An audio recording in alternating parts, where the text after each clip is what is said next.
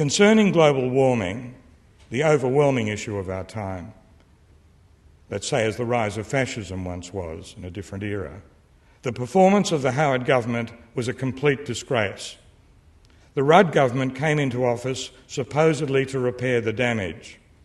In the speeches he has delivered this year, the Prime Minister has returned time and again to two lines.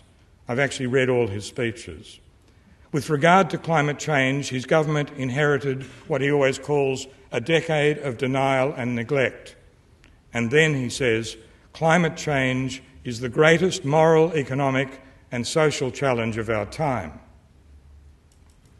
What then has the government done to reverse the decade of denial and to meet the greatest challenge of the age?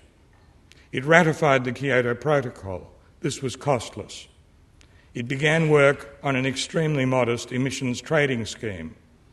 As it began its work, it suggested that the scheme would compensate the worst emitters, the trade-exposed, emissions-intensive industries, and even the coal-fired electricity plants.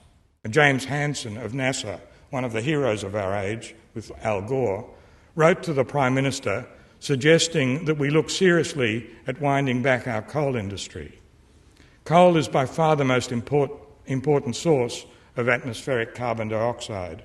We are the world's largest exporter of coal. Our per capita carbon dioxide emissions are close to the highest in the world because of our near-exclusive reliance on coal for electricity.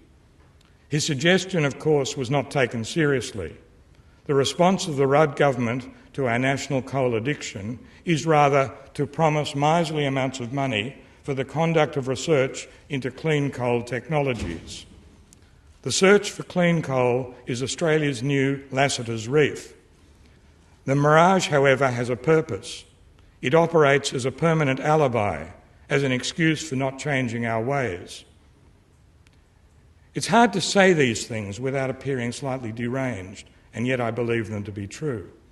Humanity's main chance now for avoiding catastrophe is for individual nations to take unilateral action on carbon dioxide and other greenhouse gas emissions, in the hope that their actions will have a benign domino effect on other nations and help lead toward a successful international agreement. It would actually be over-optimistic to say that this hope is slim. Despite the fact that our Prime Minister rightly regards climate change as the greatest moral challenge of our era, on present indication, Australia's contribution to the struggle to meet the challenge will, I'm afraid to say, be negligible.